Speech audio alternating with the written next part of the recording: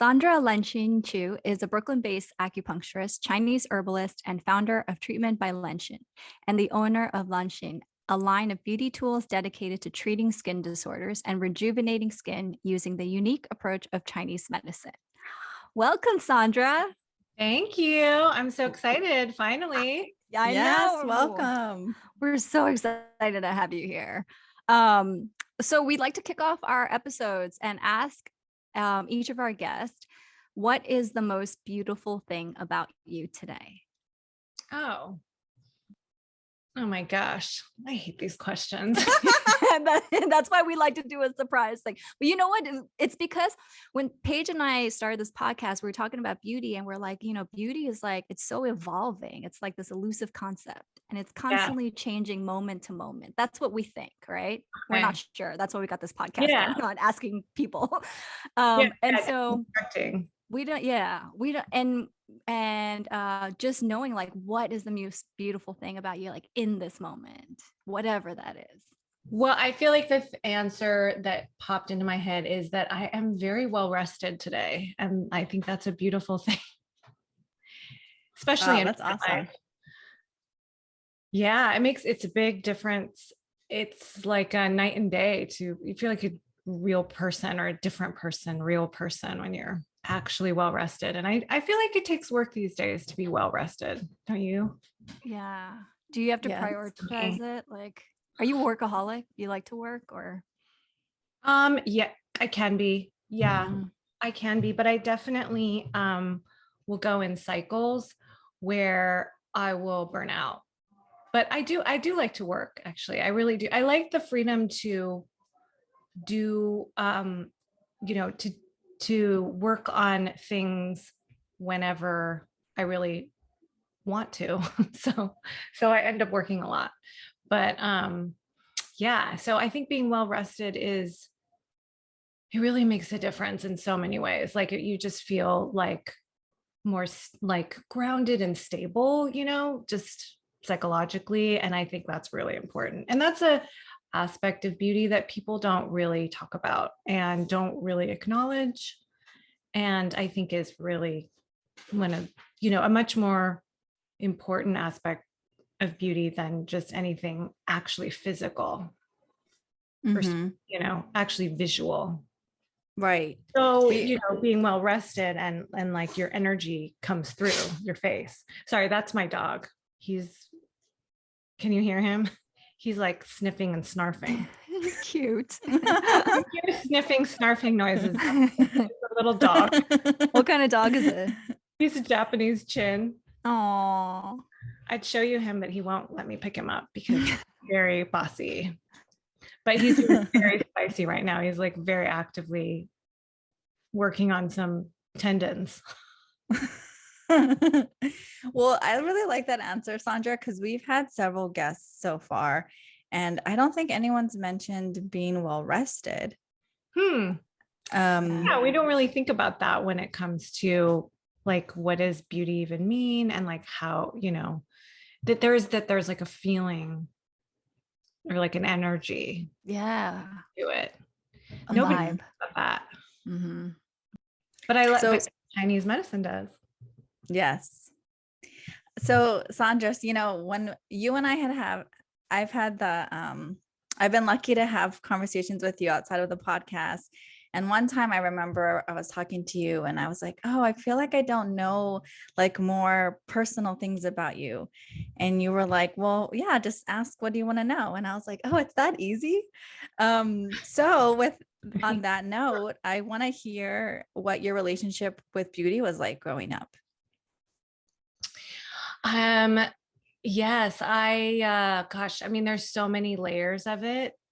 I feel like the first thing I would say that comes to mind is that like I felt like I didn't have any. I grew up in, I was in elementary school and junior high in the 80s.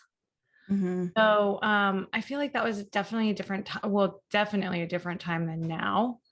And I grew up in a very like kind of like white suburb of Seattle, Renton. If you know Renton, Tamsin. It was voted the most boring town in Washington State several times when I was growing up. But, it was just I mean, there were people of color in school with me, but obviously, we were the minority. And I think that in media as well, like you really never saw an Asian face except for Connie Chung. She was the only one on Oh the my God. I remember her. I know, right? She was like massive because that was the only Asian face we saw. The only Asian face. Yeah. And and when people play that game, like, what celebrity do you look like? It was Connie Chung, and it's like, oh, okay, Asian. Mm. And but even like later, there's still not like a ton, I mean, there's more, but there's not like a ton. So of Asian faces in like film and media. So I just always struggled with why I didn't have long European legs, and why I wasn't thin in that like sort of like European way that you were seeing, and hated my nose and was obsessed with my eye. So I feel like you guys are going to relate to this as Asian women. Mhm. So when I was little, I don't know if you guys were, but I was obsessed with the creases in my eye. Of course. Right? So when I was little, one eye had a crease. It was this one, and this one didn't. So I was like constantly obsessed with how I was going to like create a crease on the side. So I figured out I would take little band-aids, or I would take band-aids, right? And I would cut off the sticky part, and I would cut it into like a little bit of a moon.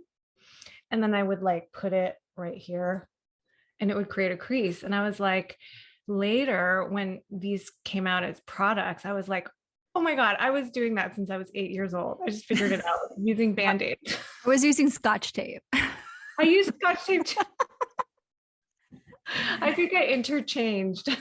Do you still have one that's a monolid and one with a crease? No, like at some point, it was some moment when I was like a teenager. I don't know if it was just constantly doing that or what, but it just started to like retain a crease on its own. My And mom had that too. really? My nephew, he has that. Like every day he wakes up, I'm like, what's it gonna be? You got a crease, you got one crease, two creases. That's how my son is too. Oh, really? One crease? It depends on how tired he is. Yeah, or like if I have allergies and my eyes are swollen, or like I have congestion, or if I sleep too long, like I'll lose the crease, but it's really easy to bring it back. Like nowadays I can just like take a gua sha tool across it like real lightly and just like gua sha across it, and it will come back. Or I just do that thing again and then just take it off before I leave the house, the tape. And that works too. But I mean, there have been times too where I was like, when you're like really crying and like your eyes just like it's over, like you just know as an Asian person that if like you start crying, even if it's like from a movie, Yeah. the next day you're done. It's like your eyes, it's like another level, Yes. of like trying to crease your eyes because it's so swollen that your skin's like popping over like a muffin. Do you know what I mean? Oh my gosh. I have a whole strategy for how you tape that. Oh my God. Have you ever thought about getting surgery when you were growing up to get the double lid surgery because that's what my mom ended up doing when she was a kid, because she only had one. And she sent me to a plastic surgeon which you should not go to a plastic surgeon because they will find everything wrong with your face. Like I went in asking for a double lid, and then I was just like breaking down my entire face. But now that I'm older, it's weird, like because I'm getting the crease now that I'm older. But now I'm freaking out because I loved my monolid for so long. But anyways, like, did you ever think about getting the surgery? No, I've never thought about getting surgery. I don't know why. Like I've never really thought about doing any of like the Western things. Although I don't know if like surgery is necessarily even Western because it's like big. And I know in Korea like the most, right, out of Asia. Like I feel like in China, I'm sure it's like catching on, but like China and Taiwan, you don't hear about that as much as you hear about it coming out of Korea. Oh, Mhm. in like Korean culture, surgery. this is like so normal. Everyone gets plastic Yeah. surgery. Everyone Yeah. talks about it. Like it's just, it's not, it's growing up, it wasn't a big deal about anything, like anything plastic. But Korea was, now I think it's like Brazil and Korea are the two top countries in the world that has the most plastic surgery. Yeah. Mhm. And it's just like, whatever, Yeah, it's so yeah, it's like normal. you have a headache, pop an Advil, I Yeah, feel, right. yeah. I feel like Chinese countries are more superstitious about that stuff. Because growing up, my grandma would always say, if you change your face, you change your fortune. And Mhm. so I'm always like, oh my God, I don't want to change my face. And Did so, and Lily? because, Oh, what's sorry. that? No, sorry. There's a delay, I think. Oh yeah. And so, because she always said I had really good fortune. So I'm like, I don't want to change that. But I feel like that might be why. And then in Japanese culture, I do know that it's like considered to be disrespectful to your parents. I mean, that's probably changed now too, but traditionally they said, oh, it's disrespectful to your parents to change what you inherited from them. So that's also why it kind of lagged behind Korea as well. And I'm a not whole sure what it's long like. line of ancestors you're Yeah. dissing. That is such a good point. I vibe with that. No offense to the Korean culture. No, Yes. no offense. But like, did Lillian ever talk about that? Yeah. So with plastic surgery, it's interesting. It's like there's so you can go so much about it. It's really like if you're changing the bone structure, then because your bones is your jing, it's your essence, right? So Yeah. that's gonna have much more harder impact than something like Botox fillers. Botox and fillers will have an impact, but it's mostly like how the society and world perceives you. And so that's not your true self, but they perceive you this way. And so you end up it's struggling because you have to act a certain way that the world sees you. But when you mess with the bones, like even something like you get into an accident and like, your nose is broken or something, that shifts your purpose, your Tao a lot more. Like it's a more clear shift, right? Right. And then but she never cared about plastic surgery. She's like, go get it if you don't like if you want it. But just and this is how I see it too. You get it. And it's like some people are not, they're born into this world not ready to take on their Tao. And so they have this plastic surgery. And so something like a bigger nose, Oh, right? For example, they're not ready to be this really innovative, like leader, like kind of unique thinking out of the box. So they get the nose job and it's a lot easier for them to live this life because they're just not ready. And it's like no shame, no judgment. But when you get a plastic surgery, you have to know how it's going to impact your purpose. And then it's like, if you understand how it's going to impact it and you're still cool with that, then go that way. But if you're not prepared for it, you're not aware of it, then that shift can be really jarring. how does one think about then, like if you are someone who wants to get a nose job, let's say, and you want to make it smaller or like thinner, how would you think about for that person, like how to consider what the impact will be in that way on their life after that surgery? Is it like, oh, well, you will just be, would you be like, maybe you won't be as effective as a leader, or is that something you would counsel them in? Like, let's say in our world of like bringing all the like Asian concepts to something like that. And Yeah, I don't know, maybe they do that in Korea. Do they have that consult? Is that part of like a I don't consideration? think so. Oh, that would be fascinating. I mean, I don't That know would be. how you would necessarily be able to, I guess it would be just like a probability and not like a definite thing of like, oh, you're definitely going to lose your leadership skills or something. Or Yeah. But there's so many other places in your face that you can cultivate that. Then it's just like matter of like shifting that. It's like, okay, so this is not how you're going to be work on your leadership skills, but there are other features on your face that can help with that. I often think of like people who are trans, they get plastic surgery done. And I think that's a powerful way of reclaiming your Tao because you were born into this world not in the right gender, right?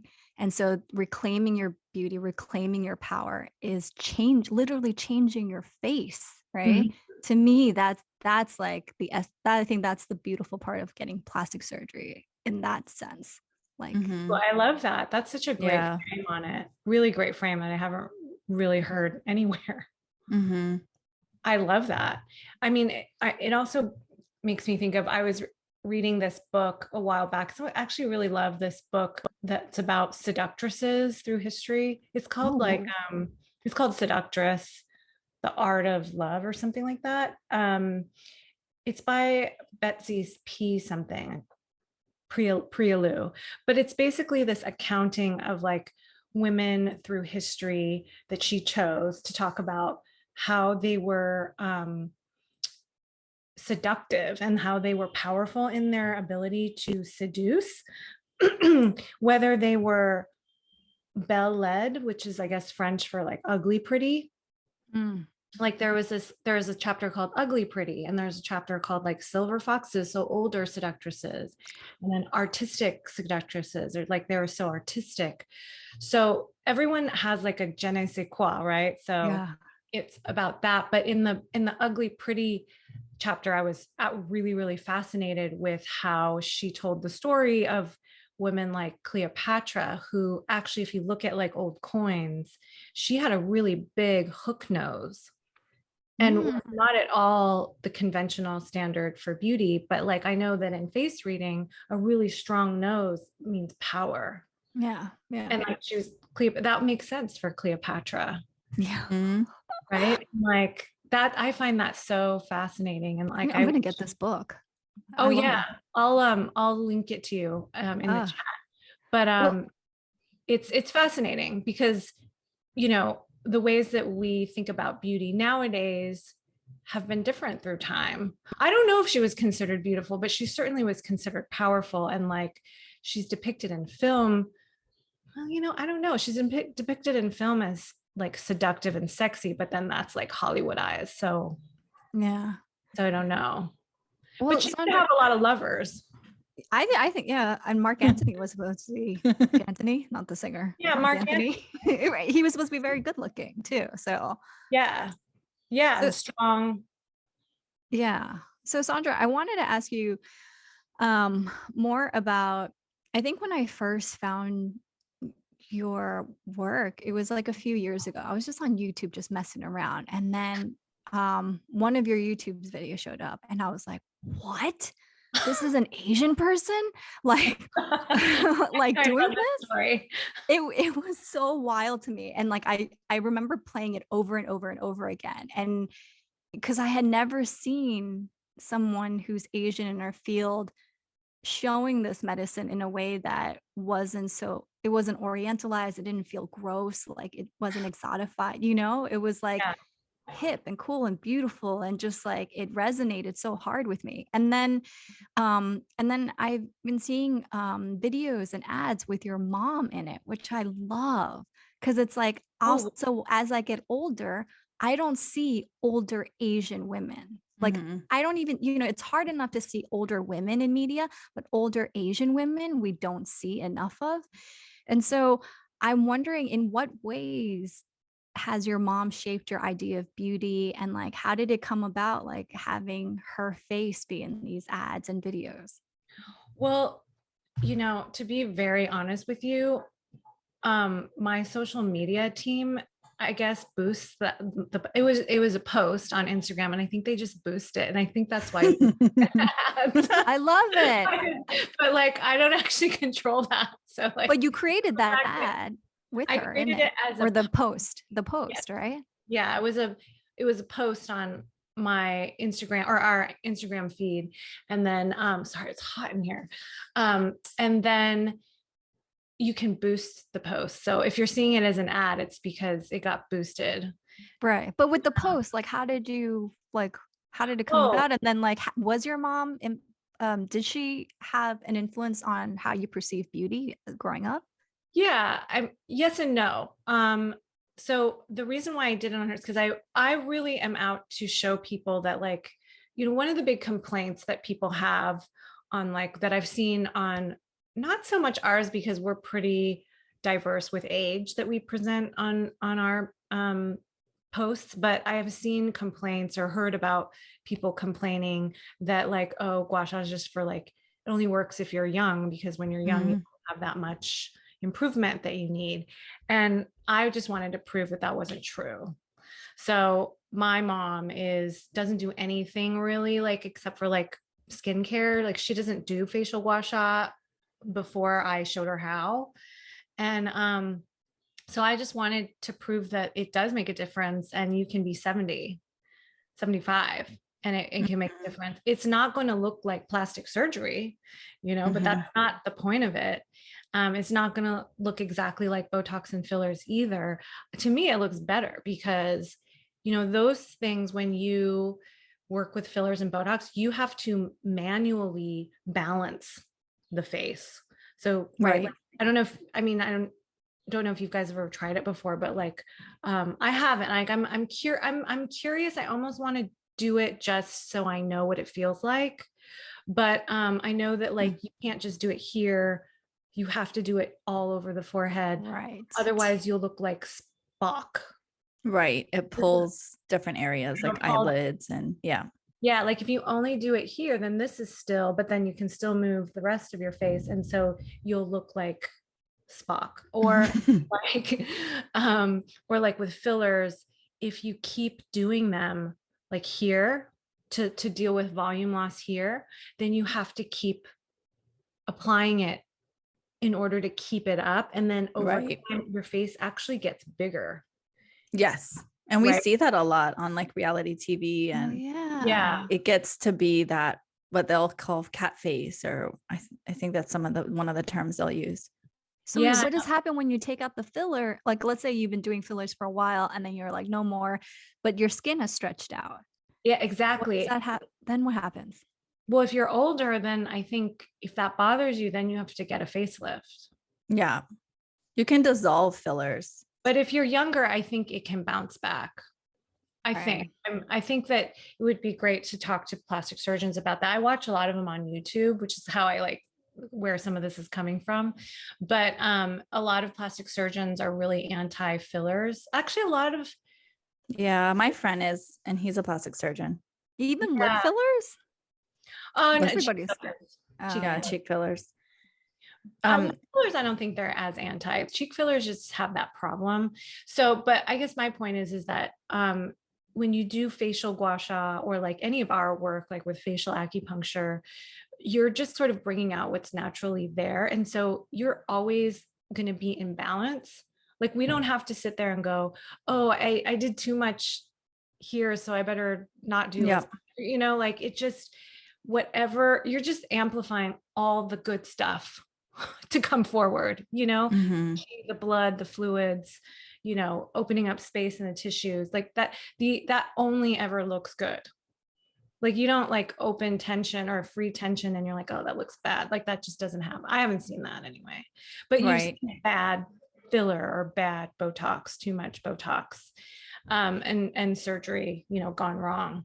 So anyway, I wanted to show my mom like what could happen. And even I was like, every face is different. Every face will reveal something different once you really bring the chi and the blood forward and move it, right? And so I just knew that something was going to happen, but I didn't even know what. And it was pretty dramatic on my mom. Though my mom's face I've worked with a lot. Like, she's been on my Instagram several times, and sometimes I'll do like a full facial acupuncture, gua sha, and like whatever I feel called to use on her.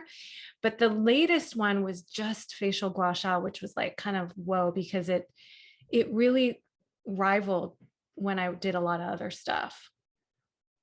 Yeah, that's amazing. Yeah. So that's why I used my mom. And I just really think that people who are older still have beauty and energy in them. It's just not the same as they were when they were 30, which makes sense because you're not 30, but there's still a beauty there that we don't know how to acknowledge. And I just feel like we should, that's why I like showing older women, because this is like this exists in the world. And like, I don't want that to become invisible. Yeah. And I think it's just ridiculous that like, that we wouldn't put our eyes on older women just because they're older and just because they don't, look like this Hollywood standard. And so anyway, that's why my mom I feature. I actually wanted to kind of do my dad too, but that's another like project. um, so but my mom growing up, like my mom actually was like a real like career woman. Like I definitely saw my mom be really like boss at her job. And like, so for me, she was more a model of that. What did Um, she do growing up? she was a database analyst for Boeing. Oh, Ooh, yeah. I that's keep super forgetting you're cool. from Seattle. Yeah. Yeah, she is super brainy and Yeah. very science brain, very logical, creating databases. She would get calls like late at night because, there would be some situation and she would have to take care of it. She was often like pulled onto things to help troubleshoot. So I think I watched her just be like a super capable person who clearly enjoyed her role as a like, as I mean, I don't totally understand what it means to be a database analyst. I just know that it's like very sciencey. And but she was really comfortable in her skin in it. And so that was what I saw a lot about my mom. And then as far as like beauty goes, like I mean, she did the things that like most women do, I think, which she did the lipstick and I know, she always had her Estee Lauder. We were Mhm. always going to Estee Lauder counter and like getting excited about like the free gifts. I like these are sort of the beauty memories that I have, and like the like lipstick cases. And my mom definitely had that. The high heels, be it like I was always interested in her heels. Did she teach you how to like put on makeup, wear heels?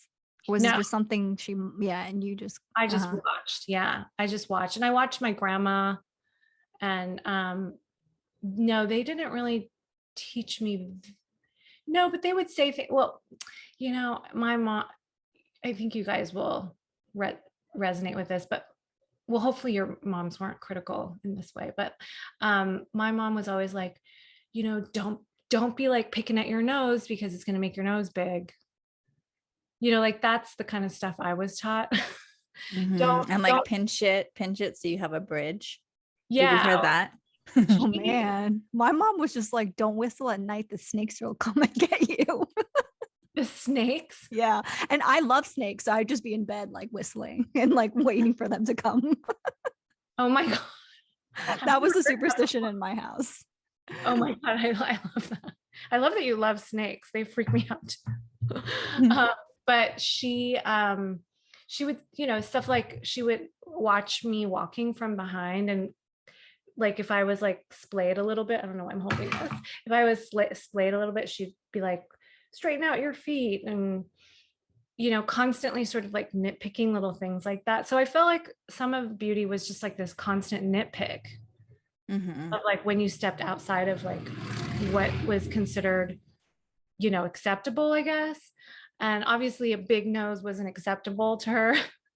um, Not putting on getting too tan was like something she really was scared of because she's still very like anxious about sun exposure. Mm-hmm. And so like I grew up wearing sunscreen and she'd get really upset if I didn't wear sunscreen and went outside and got a little too tan. um, Mm-hmm. and then stuff like that, like these are kind of the memories. I think i I don't, I can't say that it was like necessarily a positive experience of like beauty. It was more like you better do this or you'll be ugly kind of Mm, subconscious messaging, so it like was fear-based, maybe. a bit fear-based. But yeah, I mean, I think that I guess what it's cross-cultural fear-based with beauty, I mean that exists in every culture. It certainly does in the West, right? It's all fear-based. Yeah. And so to be honest with you, I think that was a lot of it. And I think that, even I was really concerned though with if I didn't know if I was pretty or not. I didn't think I was ugly when I was little, but I Mm. wasn't sure if I was pretty. Mm. And I actually do remember asking my mom once because I was like confused. And she was like, well, you're okay. And so, Mhm. and I think that, you know, some people listening might be like, that's pretty harsh for a mom to say that. Not if But you're Asian. if you're If you're Asian, like, listen to this, yeah, you're like, wow, that's nice. trying to like make you like, they're never going to be like, you're gorgeous. You're so pretty. Like, at least not that generation. That would be weird. Mhm. And I think part of it too is like humility is such a value, right? So like that's what you say to make sure your child is has humility about them and doesn't take themselves too seriously.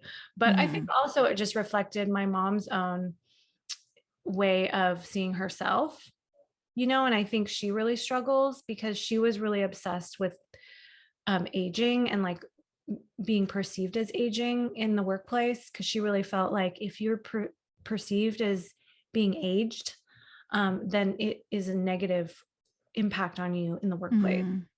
And so I think a lot of it was she also struggled a lot with how she perceived herself. And I think that she, when I asked if I was pretty, I think she just taught me what she knew, Yeah. you know? How did you at the time, do you remember like your age range and then how you took that messaging, how it I impacted you? I was super bummed. I was super Mhm. bummed. I wanted to be pretty. And Mhm. I feel like the memory is now so vague, but I feel like my chest sank and Yeah. I was like, oh, and so I did develop quite an I was pretty obsessive when I was in junior high. Like I started, oh my God, is this like super bummer? Like, am I everything I'm saying? No, I'm hanging on every Me word too. because I'm like, Sandra, tell us more about yourself. I'm Yeah, like, I Yeah. got I'm follow-up questions. depressed. People are gonna get depressed listening to the story. It's not like uplifting, but like I remember in seventh grade, something switched in me and I was like, oh my God, I have to figure out being skinny. So Mm. I did this thing where I got like a giant like 1980s water bottle. And for like, I don't know how long, but it was a period of time, I would only eat wheat thins and drink water. Were you a big kid or was it just in your head? It was in my head because Yeah, I was okay. like, I was definitely not a big kid. I was normal, totally normal, but like I just was upset. I couldn't figure out why I couldn't feel good about myself. And like I kept reading like 17 magazine and YM Mm. and I just never felt good. And I didn't obviously know at the time that these things weren't helping, but there was just no way to feel good about yourself. There was no model for like an Asian person and like what you should look like, I guess, you know, there was just no, Right.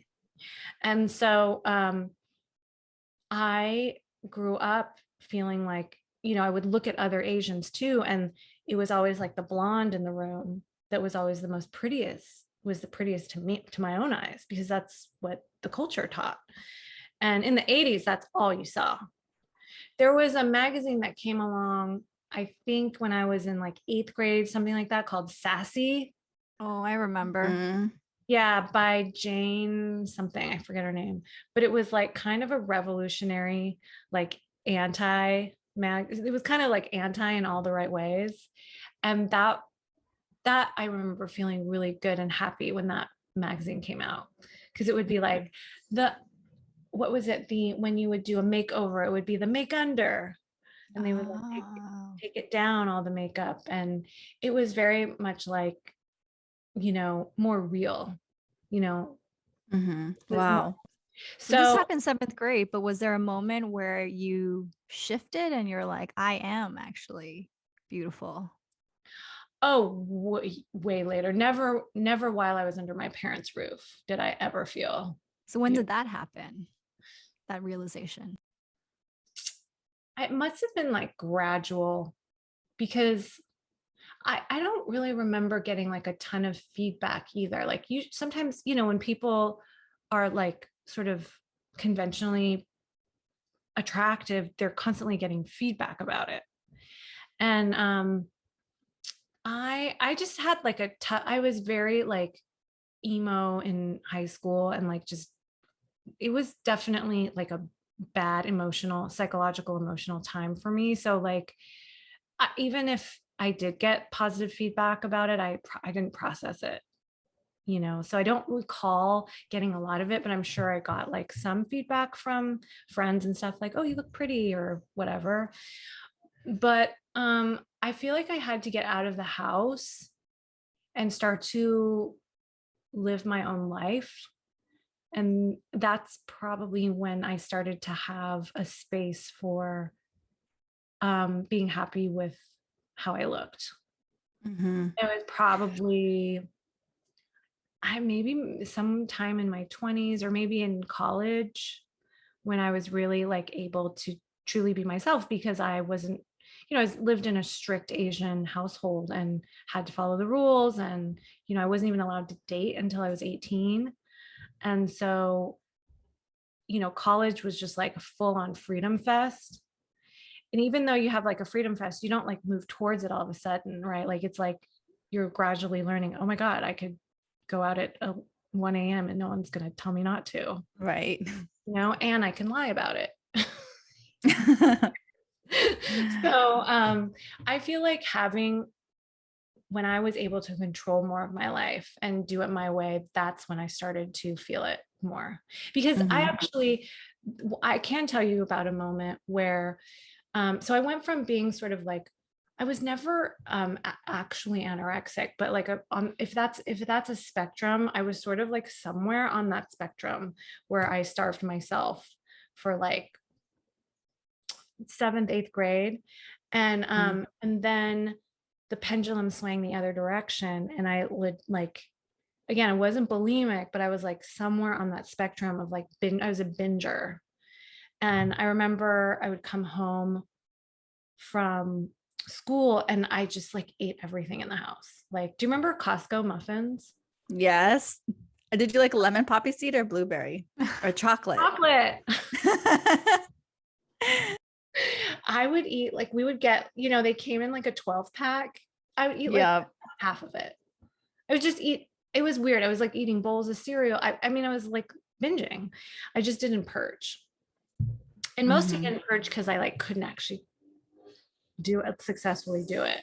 Thank God. But so I became that way in high school and I was like got pudgy for it, And so and it was just uncontrollable and I had no idea what was going on. And I remember reading, it might have been in like a Sassy or it was some beauty magazine that I read about like eating disorder and was like recognizing myself in it and going, oh my God, that's a thing. I Mhm. think I have that thing. And so it's just interesting too back then, like information nowadays, you have so much information coming at you. If you're that age and you're struggling from something, you might hear about that as like a true disorder or something that you can do something about. But back then, it took so long to find where I happened to bump into this information on some, YM or Young Miss or something. So anyway, when I went to college, I noticed that the binging stopped. I remember thinking, oh my God, I Mhm. don't Was it a desire conscious decision or it was just something that you just it weren't just doing happened. anymore? I just wasn't doing it anymore. The Interesting. compunction to do it just didn't exist anymore. And I Yeah. remember noticing that one day and being like, oh my God, I don't do that anymore. That's interesting. And I didn't really understand it, but I was just like noticing that I didn't do it anymore. And it was probably the second year of college that I noticed that I just naturally wasn't doing it anymore. So Mhm. I think that there's something about feeling like you're in control of your life, especially, growing up in an Right. Asian household. I didn't feel like I was controlling my life. And um, that really made a big difference. So, in talking about beauty, there are so many layers and angles to it. And you really have to feel, it's not just about feeling good about yourself, because that's such a like cliche almost to say, it's just about feeling good about in yourself. And it's like, okay, but it's how do you get there? And for me, it was feeling command, like I had command over myself. And I don't think if I hadn't passed through that time that could ever have arrived at a, a day where I'd be like, oh, I'm happy with how I look. Mhm. Wow. So yeah, So sorry, a little bit heavy. no, I mean, this is what this podcast is for, honestly. Like, we're really trying to hear about people behind who their presence is, behind their brand, or whatever people already know about them publicly. We want to hear about the people privately. And So this resonated so hard because it's like I've had the same sort of eating disorder around 7th and 8th grade too, Sandra. Mm, And must then Mhm. I've also had, what's that? must be like puberty does Man, something middle school sucked. I don't know who. bad. And even now when I see middle school kids on the street, I'm so scared of them. Like I'm so terrified. I like they come at me and I'm like ready to hide because it's just like a trigger of what middle school was like for me. Yeah, and like there's actually a middle school up the street from my studio. And when school gets out, all the throngs of kids just like pass by. And I have to say, the energy feels so unstable. There's an instability to the energy of that. I don't know if it's that age or what, but like, I like also want to move away from whatever energy is like I'm feeling as they walk by. It's very like unruly and rowdy and like Yeah. just like out of control a little bit, like a little bit chaotic. I find Mhm. myself like wanting them to like me because it's like trying to relive my middle school. Like I remember I went to this event and like there were these middle school girls and I was taking pictures. I was asking my friend to take a picture of me and then they were watching and I was like feeling so self-conscious that these preteen girls were like judging me or what, like I don't know what I was thinking. But then they asked me to take a picture of them and they commented on my clothes and I was like, oh, thanks. And I'm like, what am I like? I am an old person. Why do I care about what these little girls think? But it was like it's like those years were so traumatic, and like Yeah. go back to that. Yeah. Mhm. Yeah. Very traumatic. And I mean, that's when I feel like things got like, I remember having a bit of a goth phase and like, because you just feel so, back then we didn't use the word emo, but like, that's what it was. Just so, Mhm. Yeah. but yeah. Did you have that page? Oh, I had a lot of problems because I was a competitive gymnast. Oh, Yeah. And so I think my eating issues started, the earliest ones I have is when I was 9. oof. And it's still something that I'm working through. So, but Costco definitely was not helpful for I think yeah. And growing up in Yeah. New York, we didn't have Costco, thank God. But Yeah. Did you have a But different version of it? no. Uh, No, Costco, yeah, Costco is like, no, I don't think so. In New York, like there was no place like that. We had the bodega and that was it. Like, Oh, you grew up like inside New York City proper. yeah, yeah. Oh, yeah. There's no space for No, Costco. there's no space. Yeah. yeah. There is now, but I don't know where it is. Mm.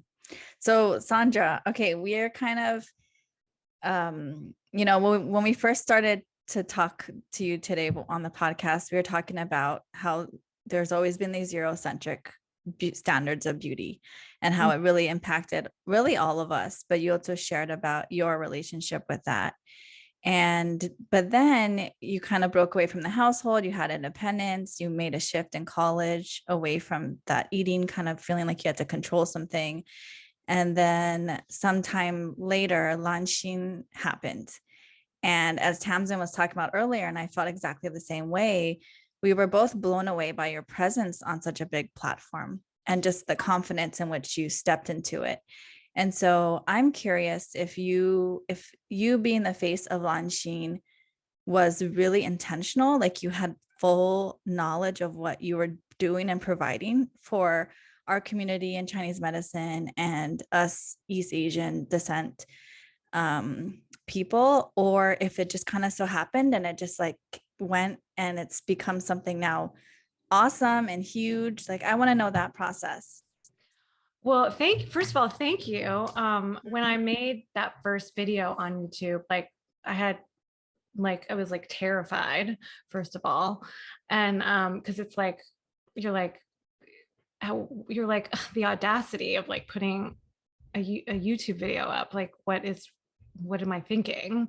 But on the other flip side of that, I was also at that time in particular, what drove me to do that and what got me to push past all of that like terror of, putting yourself up on like a platform like YouTube is this mission to like claim TCM back, because I was actually quite angry at the time because I was watching gua sha become something unrecognizable. I had a personal experience of supporting someone that worked for me in learning gua sha and learning how to talk about it, learning how to communicate about it, and having them essentially, it felt like really steal a lot of what my plans were and like my way of teaching it. And granted, like, I will always give credit to my teachers. I learned it too, right?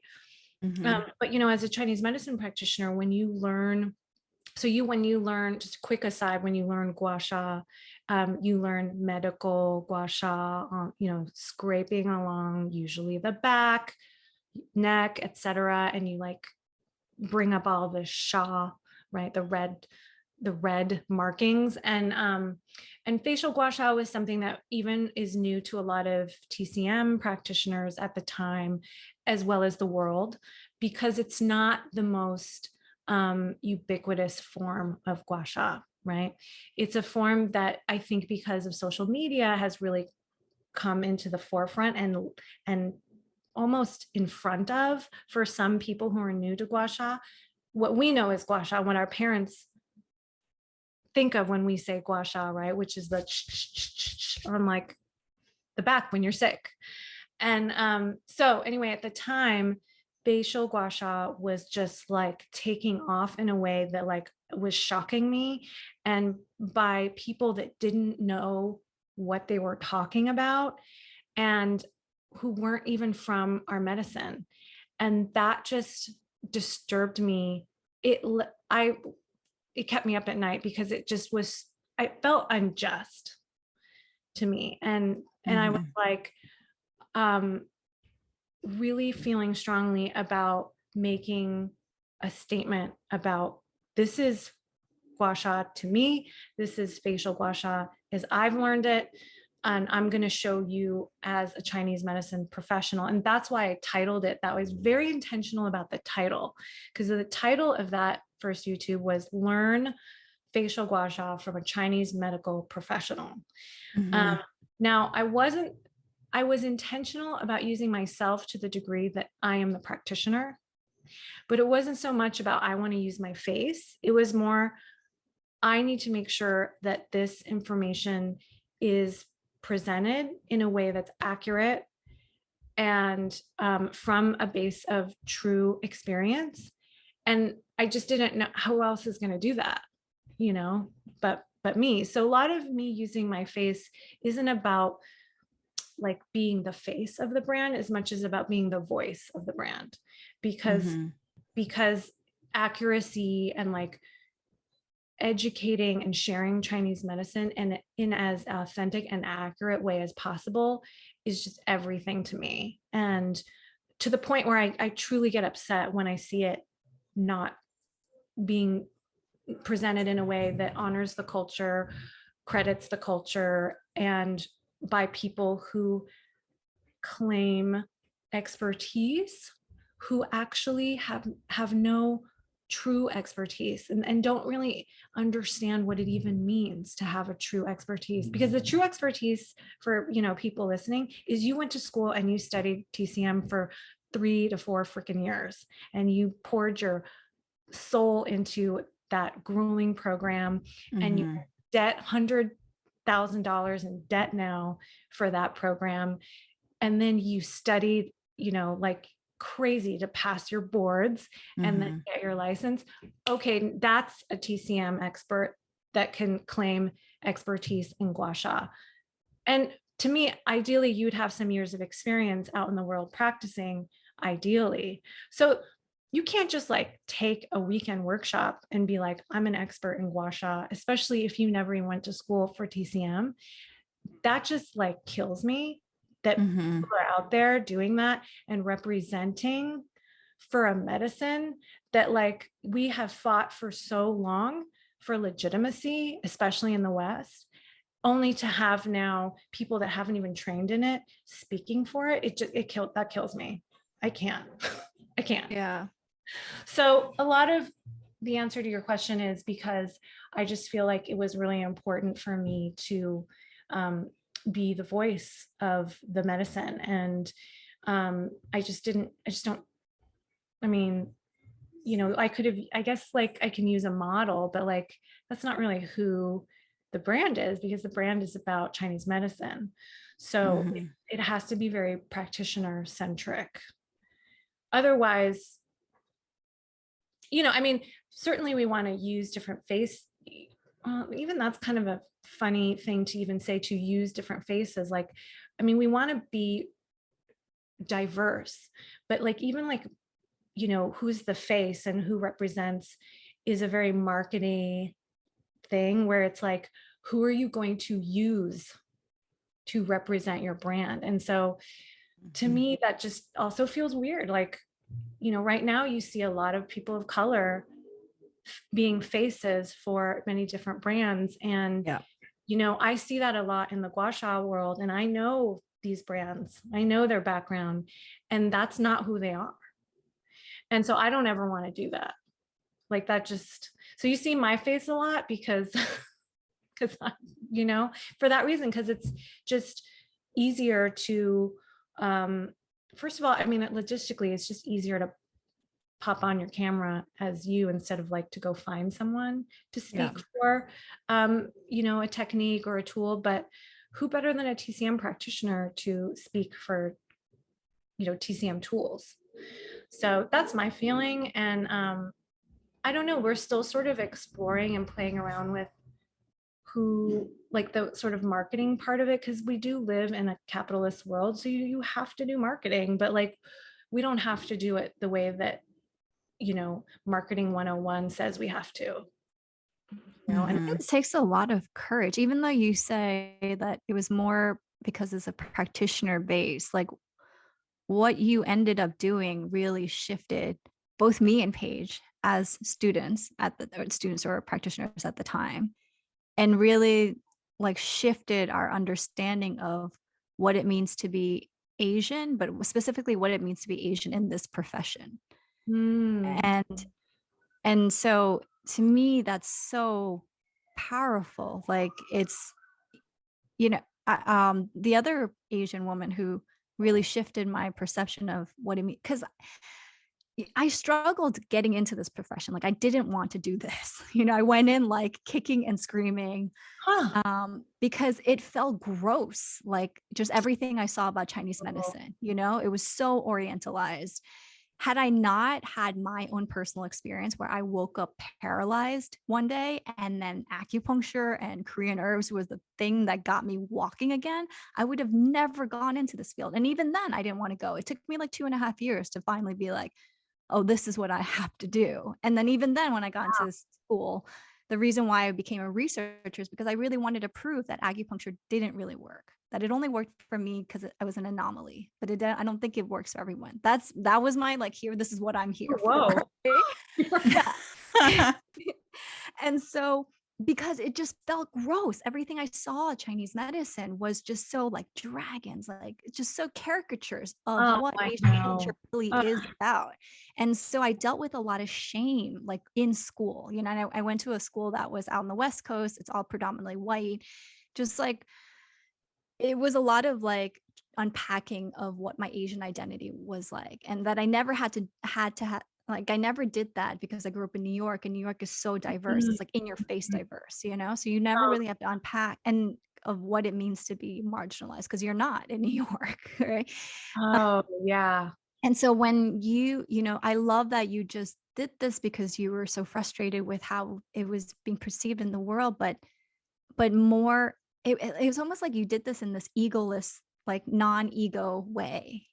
And yet it's made such an impact Oh, online. oh, thank you. I mean, thank you for sharing that with me, because I don't really have a sense of like that impact, and I hope it does impact people in that they recognize, oh, this is an this comes from Asian heritage. Oh, Chinese medicine. Oh, this is like comes from like actual medical practice, and I think that's really important. And like it just, I remember, because I have you guys know my personal stories of what's happened along the way with facial gua sha, and you know being thrown into like seeing sort of the white wellness aspect of facial gua sha taking on this thing. And for the first time in a long time, I was like, oh, I feel the disadvantage of being Asian. In but that was something that I felt growing up, because you grow up in a very like white world. But the fact that I was feeling that with a medicine that comes from Asia was like WTAF, Yes. Yep. right? Like all of us. Yeah, we're like, yep. Amen. Like, how is this real? Like, how are you serious? I was like looking around like, are you serious right now? And and I think that I was also at an age, because and this is another like thing that's so great about age, and we don't talk about these things that are great about age, but like I was like close to mid 40s or something when I came out with that video.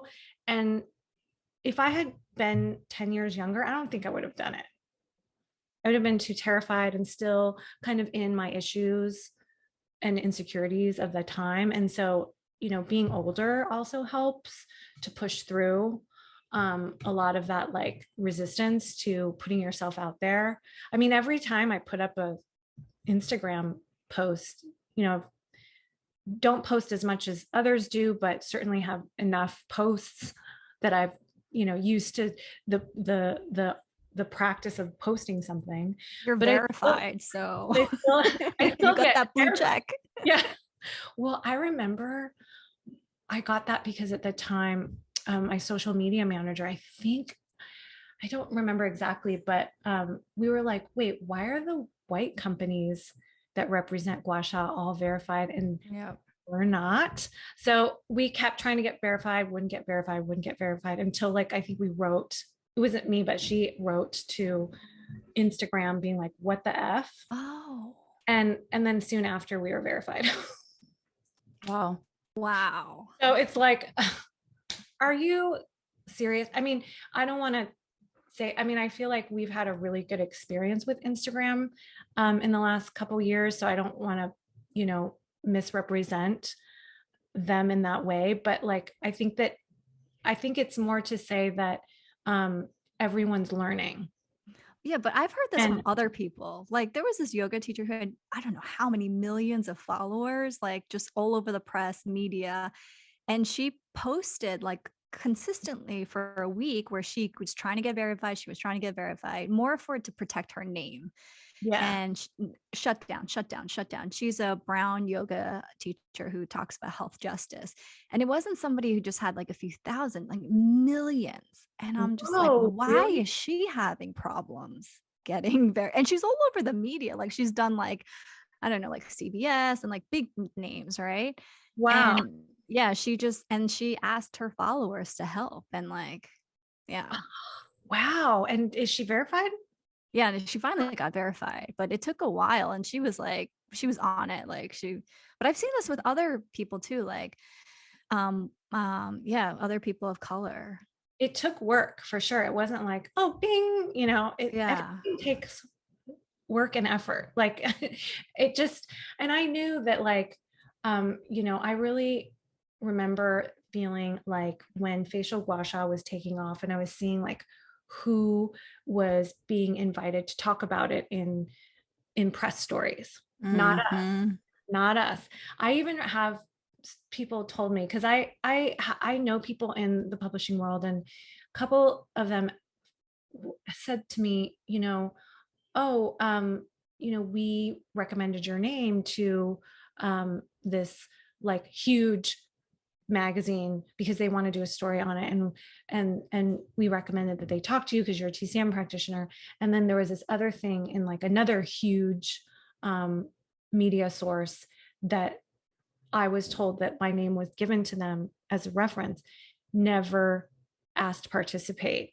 And only people who, there was no TCM Chinese medicine representation, none. Whoa. And there would either be doctors, of course, right? Of No, course. no shade on doctors. This isn't a I'm not, what I'm about to say is no like shade towards like the medical profession, but the practice of using medical doctors to say, like, to give credibility or to teach people in an article about gua sha or facial cupping or acupuncture. It's always they'll invite a doctor in, and a Mhm. doctor will comment on acupuncture. Is it good? Does it work? Is it, Yeah. is it safe?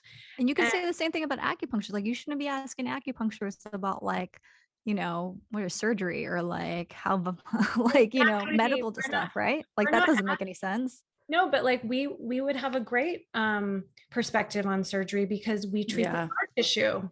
And how, Yeah. Right. But I mean like actual like, like if you Right. were yes, like how does have a heart surgery? It's like, well, what do right. we know about that?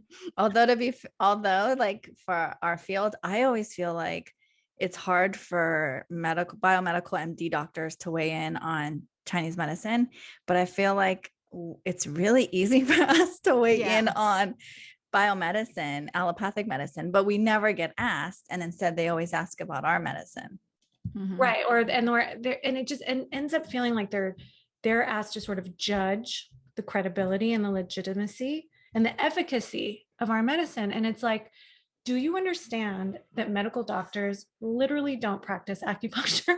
I mean, they work with needles, but not acupuncture needles. And it's a totally different system.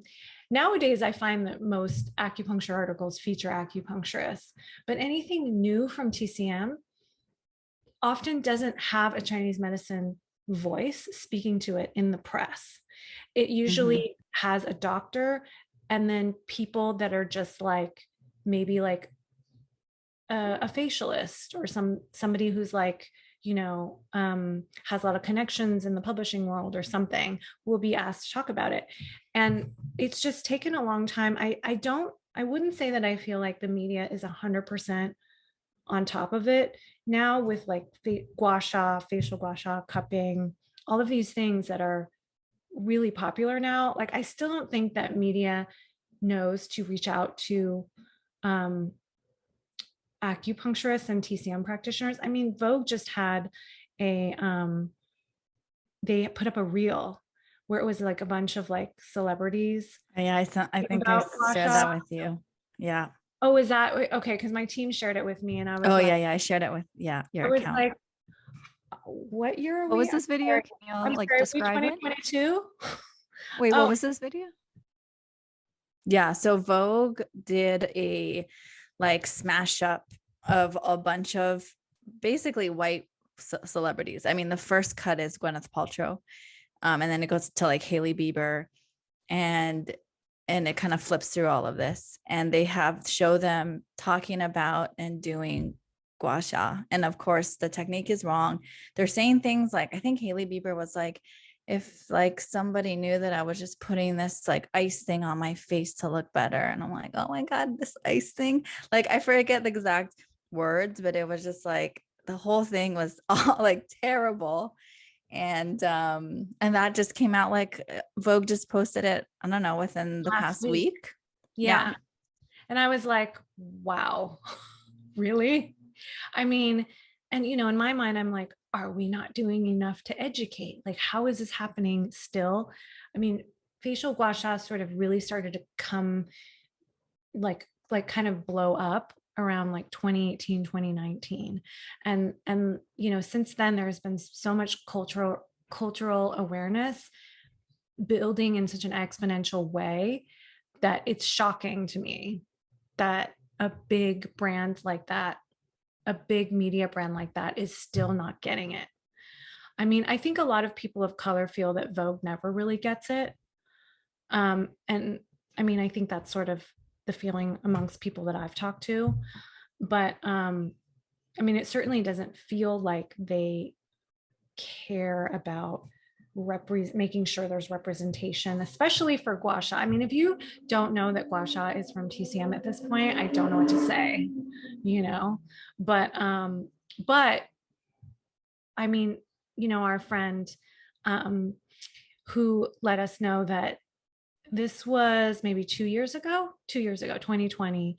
She was like, "Oh, I had no idea that gua sha was from Asia." She's like, "I thought the cosmetic industry literally made up the words." And it's her daughter's best friend is Chinese. And so only through talking to her mother did she learn that gua sha is a Chinese practice or an East Asian practice. And I was stunned when she told me that. Stunned. I was like, wow.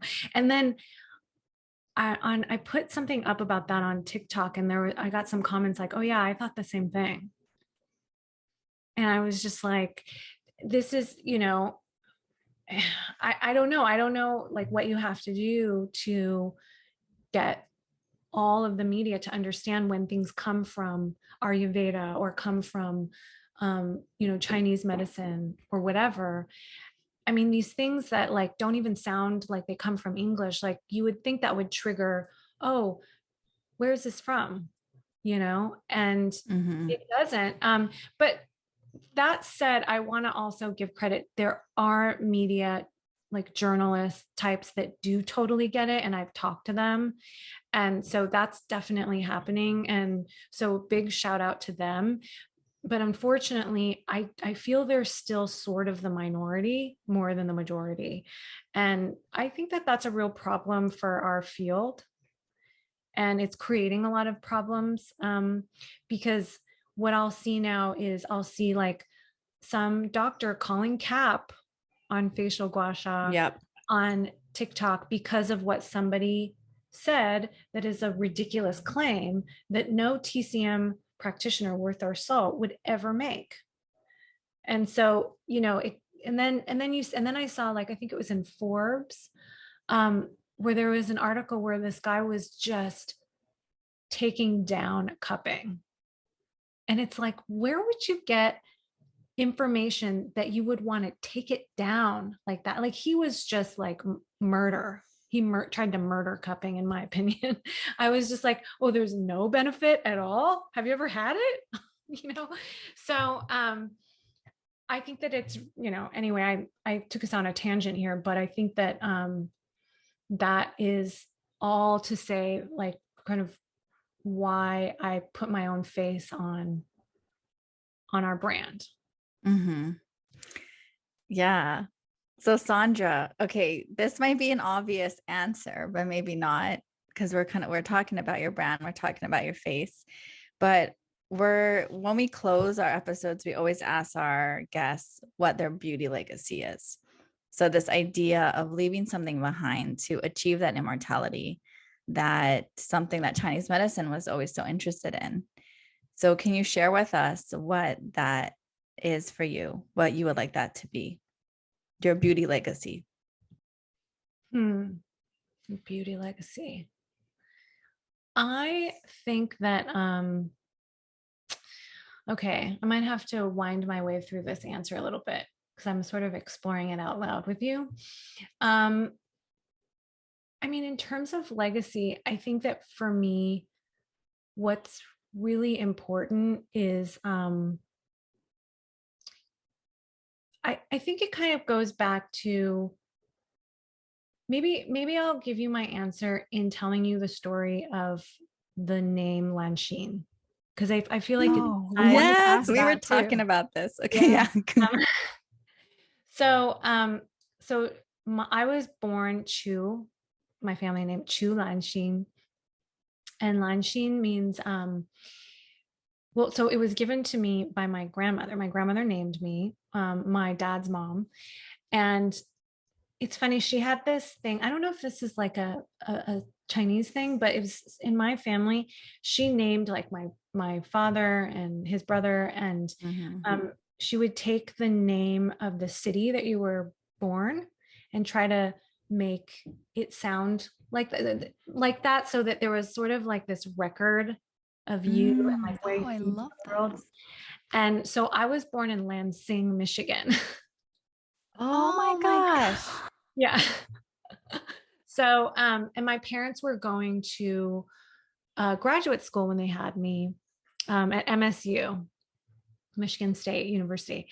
And so she chose that name, I think, in part because it sounds like Lansing, but it also means she chose a very poetic name because Lan is Lanhua, which is orchid. So Lanhua is orchid. So Lan is from that. And then Sheen is like fragrance, so she Mm. put these two sort of very poetic concepts together in my name. And then of course that now becomes like, my sister is Chu Lan Ping. So, that Right. mailed in the structure of what like everyone in the family was. All of my parents' kids were going to be called Lan something, right? So so Chu Lanshin. So that was my name, through about seventh grade when I was 7.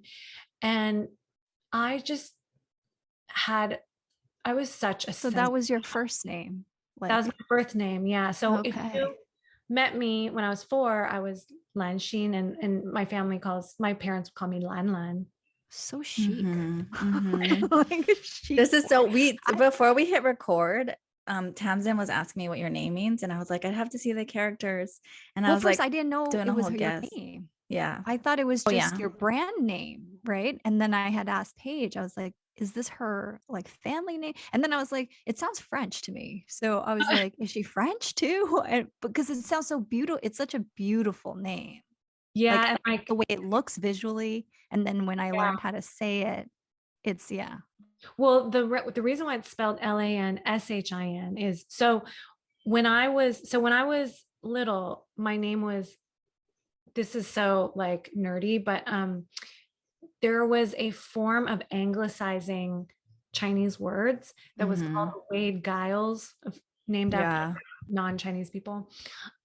So, and that's the older type spelling that's very different than modern pinyin. So that's when you would see like chi was like TSI or something. I think it was just CHI. CHI. Yeah. Oh, I've seen And this. yeah, so that's like the older anglicized anglification system for Chinese words. And my name in that system is LAN dash SHING, because they're trying to like write Xing, but there's really no G sound. Right. So now in modern pinyin, it would actually be spelled LANXIN. Mhm. So the reason why I didn't use the X is because nobody in the West would know how to pronounce the X. And they'd be like, Lanzine, and like I just I'm done with mispronunciation of the name. So I just made it SHIN because it was the closest that I thought an English, or like, anglicized Western person could get to pronouncing the name. So, but really the name is 2 Chinese characters, right? And so the letters are not as meaningful as the Chinese characters. They're just an English representation of the sound. So now it's Lanshin, but people will say Lanshin, which is fine. Like that's not as, I mean, I used to get like the really horrid sounding pronunciations that just, you're like, oh, that's not my name. And as a kid, I was so sensitive, and I'm just like a really sensitive person. And so when, you're 6 and you're in the playground and everyone's telling, my name wasn't Lanshin, it was Lanshin Ching Chong Wing Wong. And like, it was like Lanshin Ching Chong, go back to Hong Kong, and it just constant. So I was like really anxious and depressed about that as a kid. And so my parents were like, let's give her an English name. So I remember being in the backseat of a car one day, and my mom was like, so my coworker was suggesting the name Sandra. And I was like, sure. Cause like I had no idea, and so that's how at first I was Sandra, and in college people called me Sandra. And so I preferred that. So I just started calling myself Sandra. Oh, I was Oh just yeah, say I because call that's you what I call Sandra, and I you. was like, Yeah. oh. I still respond to Sandra because I feel like, big, who cares? A sound, whatever, who cares? But and I mean, to me, like I've had so much trauma with like Lanching Ching Chong Wing Wong stuff that like, call me Sandra, that's fine, But I love that So, now you use that word as this. right. So like when you ask about legacy, I I took my birth name and I made it secondary. It was my middle name. And when I was an adult and, really in my 20s, like as as I was saying earlier, coming into my own, I was really feeling like a lot of regret about the act of taking your name and putting it on the back to the back. Yeah. Right. And like, if there's something to me that felt not wrong because it happened and it happened for a reason and there's a story behind it, but it didn't feel like just, to leave it in the back. So I remember I'm sure you guys, when you come up with ideas for a business or a product or something, naming is just, you just rack your brain, and it's like this tough, to me, awful process of naming something, unless you just naturally always already had a name for it. And then it just dawned on me, like, it was just so obvious that like I should bring my name forward and name my business after it. I mean, I had thought about changing my name back to being legally Lanshin. But I also had lived so many years as Sandra that felt weird too, so I just brought the name forward as my business, but really I should say as my practice, because that's what I called my practice. And what I think is so interesting is that reclaiming who you are. Like, I'm Lanshin, I'm Chinese, I'm Asian, my nose is the way it is, I have the background that I did. I grew up, as a Chinese person in the West. That's a very specific experience because when I go to China, I'm not Chinese to them. I'm American. Oh yeah. So, so I am who I am. I'm not a European beauty. I'm my kind of beauty, right? So I feel like bringing back the name and using it to represent my healing practice made a lot of sense, because that's what healing is when people switch into, living all the things that they think that they have to be because of something outside themselves, some kind of rule or programming or influence outside themselves. A lot of people live by something telling them to be something that is not themselves telling them to be who they are. You know what I mean? So I feel like there is a shift or a movement or a transition in healing work. And it can be through acupuncture, or it can be through therapy, or it can be through whatever brings you healing and brings you back to yourself, which I know sounds cliche, but there is this moment in this movement where you bring yourself back to yourself. And I think it reminds me of what you often say, Tamsin, about you're back on your Tao, right? Like you're back in your original design. And that's really important. And like, I know that a lot of my work with Chinese medicine is about looking at it through that lens. And so, and I think that that's a much more elevated or like divine perception or way of thinking about beauty, is that movement of when someone goes, oh, you know what, I like it my way. I like it. I'm just going to do it the way that I feel like I want to, or I'm going to just accept, me as I am. I'm going to stop trying to be all these other things. If you're ever in the room with someone, when they come have that realization, it's like epic, right? The energy totally changes. And as practitioners, we get to witness that, which is a huge draw for being in this profession. But like that thing is what Lanshin is to me now. And so I think that the name Lanshin and how it represents that, I would say that's the legacy. Oh my God, I freaking love this. This is Yeah. so good. I'm gonna cry. Oh my God, Sandra, I wish we had more time to chat with you. Maybe we could have you on again. But I would love to. I'm so down for it. This is so incredible. Like I'm getting goosebumps. I feel like my brain is just like processing so much because so much of what you said resonated with me. And like I can't wait to listen to this episode back. But well, yeah, thank you for joining us today. And Thank you so much. We're going to have all your information in our show notes, but do you want to share with our listeners where they can follow you and find you? Yeah. Yeah. On IG, it's treatment by Lanshin, Lanshin, all one word, lanshin.com. And you just can find all the ways of all the different things through that. But I also want to thank you guys. One thing that I saw we didn't get to because of time that you guys wrote was like, what's next for the brand? And I think community, because so much of it so far is building it with me. Because in a way, sometimes it's just easier to do stuff by yourself because you can just do it and, upload it, or you could just do it and it doesn't take a lot of time or planning.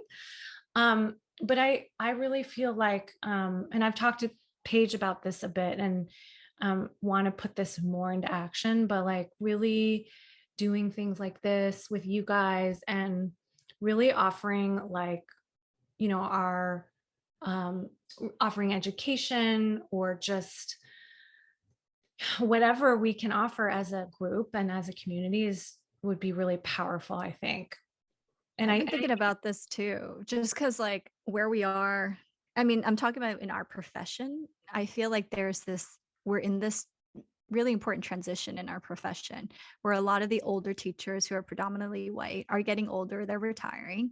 And I see this emergence of younger practitioners who are much more diverse, like not even just racially, ethnically, but gender wise, like their intersectional identities, who are practicing this medicine in a very different way than the way that we've learned. And it just feels like this is the emerging educators. And in terms of Asian practitioners, we're all, not all, but a lot of us are Asian American, and that multi-dimensional, multifaceted identity plays into the way that we understand this medicine. We don't understand it the way that Asians who grow up in Asia understand it, but I don't think that makes us any less than. I think we practice it in a very different, unique way. And because we've also had to like, live our lives with this like two identities where it's like, you're not American, you're not Asian. It's like you are Asian American, right? And it just feels like this transition or this space in this in our profession that I feel like is much needed. And I don't know what that looks like, but it's like something that I've been thinking about too. And I think maybe because my face reading teacher, like she passed away recently, and it was like, Yeah. now what? Yeah. Yeah. Well, I mean, I think that, I feel like we can be a bridge for that, and that's necessary, because so much of the power of Chinese medicine or East Asian medicine is comes from culture and understanding Taoism and the Tao and what is it. And so it's important that we are brought into the space of Chinese medicine, which sounds weird because, like, obviously we would be in the space, right? But no, we're actually not. We have to fight to be in the Mm-hmm. Chinese medicine space as East Asian people, which is, like, so. And so I think that it's really important that we gather and, garner energy to do that, because it takes a lot of energy. There's a lot we have to slog through to get the message out and to get the authentic information out, because without that tie to the authentic medicine, and even for us, like, that's a constant exploration, right? Because, like, classical Chinese medicine goes, a lot of that was lost. And so, there are people and scholars that really study this stuff, all this, like, esoteric information that got lost and is just passed down through oral traditions. Like, these are things we're all trying, as a profession, there are people trying to reclaim that and bring that forward, because that's where the power of this medicine is. And I think that we really need to, like, work together to bring that forward into this part of the world, and to make sure that that doesn't get tainted with, like, um whatever you call whatever's happening right now. It's just tainted with, like, you know inaccuracy, misinformation, distortion. None of that helps anyone. So anyway, I think that community and, like, understanding that you guys are here and you feel similarly and strongly is really great, and, like, something that I hope we can all keep doing. And so I would like to actually invite you guys on. I haven't done a live in a long time, but I really want to talk about your work with face reading, and then Paige, just our work with, like, being practitioners and, like, cosmetics and TCM. So I really want to, I just am obsessed with original face. Yeah, same. Yeah. We all are. Yeah, let's do this. It sounds fun. Let's do it. And make sure that we're talking about it as people that understand where that comes from and what that means before others. That's such a attractive concept that I could see it being appropriated pretty badly. So I'm always just like, let's talk about it. Let's talk about it now, and represent for our ancestors and our families. That's the thing about appropriation. And I know we didn't really get into that a lot on this conversation, but sometimes I feel like, earlier when I was talking about feeling angry about things, is when I see things being appropriated, is I feel angry for my family, because they worked so hard to come here and to make a little place in the world that feels safe, that feels like they can, thrive. And so when things from your culture get appropriated, it's just so disappointing to think about what they went through, only to arrive at this reality of, oh, we could just take it and do whatever we want with, things that are from your culture. For me, it's like, I feel like it's my destiny. It's like my parents came here, they didn't have the language or the privilege to speak out about this, but I was born here. So trust, like, I'm going to speak about this. You know what I mean? Like, it's like, that's my destiny. It's like, if I was given this privilege to be born in this country, to have English as my first language, to have that, like, American way of thinking, right? And to not take that and speak out when you see something being appropriated, and you think of not just your own family, but your long like the line of your ancestors that has that accumulated for you to just be born in this time, in this country, in this place, and to Yeah. not use that. To me, that's like, there's no way. True. So true. But you guys articulate so beautifully on the medicine and the concept. So I can't wait to dig into it more with you guys. So let's definitely plan another one. Yes. Thank you so much, Sandra. It Yay. was so fun to chat. Yeah. Fun to chat. All right. Well, we'll talk soon. Okay. Okay. Bye. Bye.